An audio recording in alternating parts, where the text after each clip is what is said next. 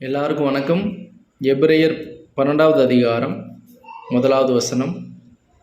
ஆகையால் மேகம் போன்ற இத்தனை திரளான சாட்சிகள் நம்மை சூழ்ந்து கொண்டிருக்க, பாரமான யாவற்றையும் நம்மை சுற்றி நெருங்கி நிற்கிற பாவத்தையும் தள்ளிவிட்டு, விசுவாசத்தை துவக்குகிறவரும் முடிக்கிறவருமாய் இருக்கிற இயேசுவை நோக்கி நமக்கு நியமித்திருக்கிற ஓட்டத்தில் பொறுமையோடு ஓட கடவோம்.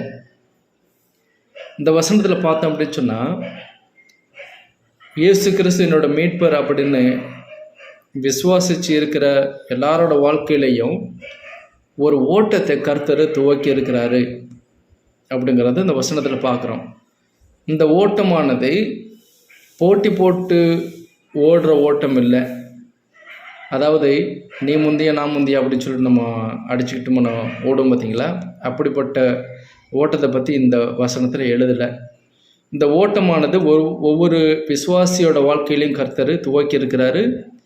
இந்த ஓட்டமானது எப்படிப்பட்ட ஓட்டம் அப்படின்னு சொன்னால், இயேசு கிறிஸ்து நோக்கி ஓடுற ஓட்டமும்.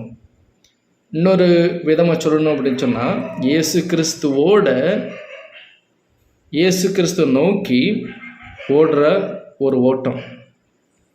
இது எப்படி சொல்கிறேன் அப்படின்னு சொன்னால், இயேசு கிறிஸ்துவ நோக்கி அப்படின்னு நம்ம சொல்லும்போது, இயேசு கிறிஸ்துவில் தான் நம்மளோட பலம் இருக்குது, ஞானம் இருக்குது, அவருக்குள்ளே தான் பாவ மன்னிப்பு இருக்குது, அவருக்குள்ளே தான் நம்மளோட சந்தோஷம் இருக்குது, அவருக்குள்ளே தான் நம்மளோட சமாதானம் இருக்குது, அவருக்குள்ளே தான் நம்மளோட திருப்தியும் இருக்குது. அதாவது இந்த வாழ்க்கையில் நமக்கு தேவையானது எல்லாமே இயேசு கிறிஸ்துவுக்குள்ளே நிறையா அடங்கி இருக்குது. அதனால் இந்த ஓட்டத்தில் இயேசு கிறிஸ்துவை நோக்கி நம்ம ஓடும்போது மட்டும்தான் எல்லாத்தையும் நம்ம பெற்றுக்கொண்டு இயேசு கிறிஸ்துவோட ஓடுற ஒரு மனுஷனாக நம்ம இருக்கிறோம். ஒருவேளை இயேசு கிறிஸ்து நோக்கி இல்லைன்னா இயேசு கிறிஸ்துவை பார்த்து ஓடாமல் இருந்துட்டோன்னு வைங்களேன், பல நேரம் நம்மளோட வாழ்க்கையில் பிரச்சனைகள் இருக்குது, பாவம் பண்ணி விழுந்துடுறோம், பலவீனமும் நம்மளோட வாழ்க்கையில் இருக்குது, பத்தாவதுக்கு உலகம் இருக்குது, பத்தாவதுக்கு நம்மளோட ஃப்ரெண்ட்ஸ் எல்லோரும் இருக்கிறாங்க. எதுக்கு இருக்கிறாங்கன்னா, நம்மளை இயேசு கிறிஸ்துவ நோக்கி ஓடுற ஓட்டத்திலேருந்து நம்மளை விலக்கி இந்த பக்கம் அந்த பக்கம் பார்த்து நம்ம எப்படி ஆகிடுறோம் அப்படின்னு சொன்னால், இயேசு கிறிஸ்து நோக்கி ஓடணும் அப்படிங்கிற ஒரு நோக்கமே இல்லாத ஒரு மனுஷனா விழுந்து இந்த உலகத்தில் அப்படியே இருந்துடுறோம்.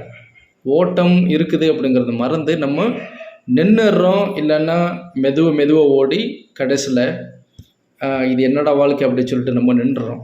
ஆனால் அப்படிப்பட்ட ஓட்டத்தை நம்ம ஓடணும்னு கர்த்தர் யோசிக்கலை.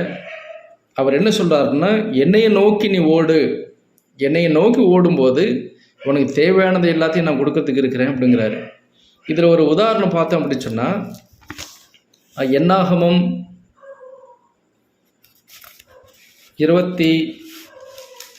21வது அதிகாரம், அதில் ஒரு கதை இருக்குது. நான் வேகமாக நான் படிக்கிறேன், கொஞ்சம் கேளுங்க.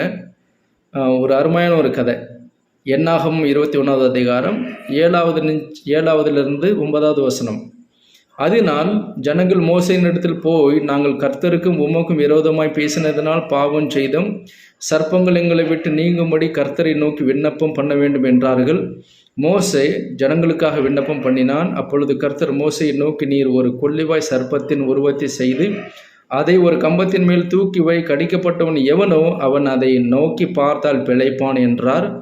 அப்படியே மோசே ஒரு வெண்கல சர்ப்பத்தை உண்டாக்கி அதை ஒரு கம்பத்தின் மேல் தூக்கி வைத்தான். சர்ப்பம் ஒருவனை கடித்த போது அவன் அந்த வெண்கல சர்ப்பத்தை நோக்கி பார்த்து பிழைப்பான்.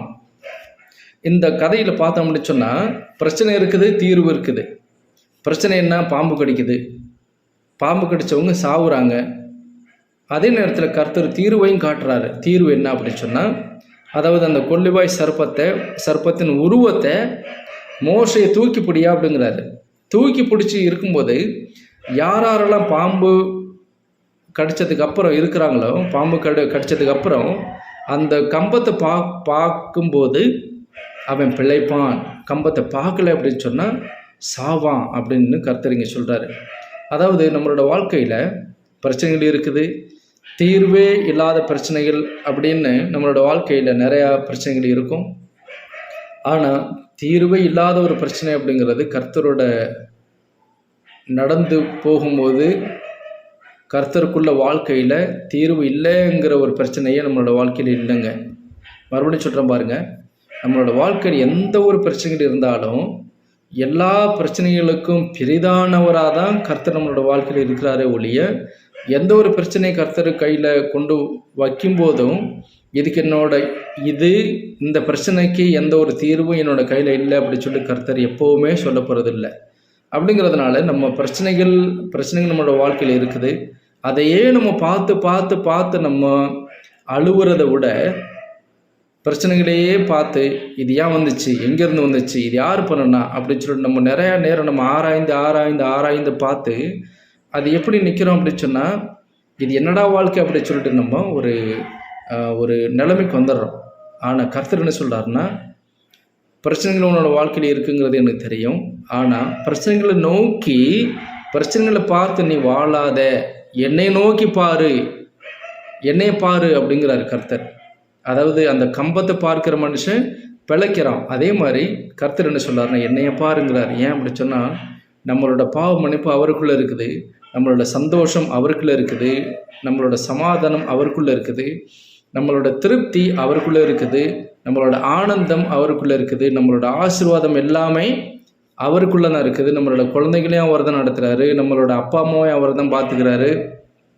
நம்மளோட எல்லா வாழ்க்கையிலையும், அதாவது முதல்ல இருந்து கடைசி வரையும் மொத்தத்தையும் கர்த்தர் தான் நடத்துகிறாருங்கிறதுனால கர்த்தர் என்ன சொல்கிறாருன்னா, என்னை நோக்கி பாரியாங்கிறார். என்னை நோக்கி பாரு, பிரச்சனை நோக்கி பார்க்காது. பிரச்சனை நோக்கி பார்த்து நீ அழுவும்போது அதுக்கு தீர்வு இல்லை. தீர்வு என்னோட கையில் இருக்குது. பிரச்சனை என் கையில் கொண்டு வந்துட்டா என்னை நோக்கி ஓடு, பந்தயத்தில் உன்னை நிறுத்திருக்கிறேன் அப்படி சொல்லிட்டு கர்த்தர் நம்மளை ஓடணும் அப்படி சொல்லிட்டு நம்மளை அழைச்சிட்டு போகிறாரு. அதனால் கர்த்தரை நோக்கி பார்ப்போம். பிரச்சனைகள் இருக்குது, அது எல்லாம் அதை நோக்கி பார்க்காம கர்த்தரை நோக்கி பார்த்து ஓடுங்க. உங்களை ஒரு அருமையான ஒரு ஓட்டப்பந்தயத்தில் கர்த்தர் உங்களை நடத்துவார். அதனால் அவரை நோக்கி பார்த்து வாழ்கிற குழந்தைங்களை நம்ம இந்த உலகத்தில் வாழ்வோம். ஆமென்.